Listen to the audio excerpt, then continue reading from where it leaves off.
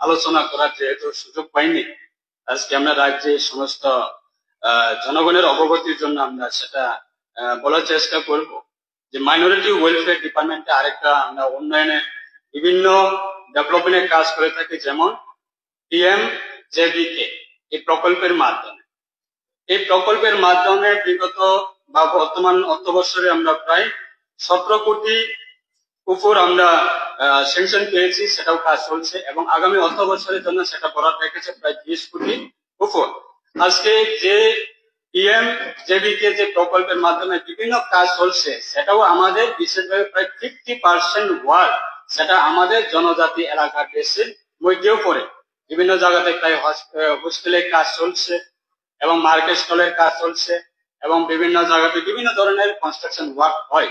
সেই ক্ষেত্রেও আমাদের জনজাতি অংশের ক্ষেত্রে বা জনজাতি এলাকার জন্যই সেটা কাজ করছে।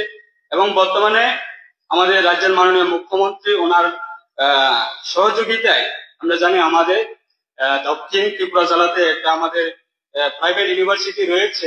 সেই ইউনিভার্সিটি হচ্ছে আমাদের দামাদিপা ইন্টারন্যাশনাল বুদ্ধিস্ট ইউনিভার্সিটি। তারাও আমাদের এই দপ্তরের মাধ্যমে PMJBK প্রকল্পের মাধ্যমে তারাও সাহায্য চেয়েছে যে তাদের ওই ইন্টারন্যাশনাল বুদ্ধিস্ট ইউনিভার্সিটিতে কনস্ট্রাকশন করার জন্য বা হস্টেল বা বিভিন্ন ক্লাসরুম করার ক্ষেত্রে আমাদের দপ্তরের মাধ্যমে তারা সাহায্য চেয়েছে এবং আমরা এই দপ্তরের মাধ্যমে আমরা PMJBK এই প্রকল্পতে যাতে তাদেরকে সেই সুযোগ সুবিধাগুলো পৌঁছে দিতে পারে তার জন্য আমরা প্রপোজাল পাঠানো হয়েছে। ঠিক আছে।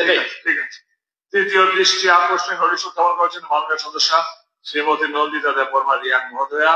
নোটিশটির বিষয়বস্তু হল কেন্দ্রীয় সরকারের 2006 বন অধিকার আইন অনুসারে জনজাতিদের প্রত্যেক পরিবার পাট্টা প্রাপকদের সীমানা নির্ধারণ সম্পর্কে।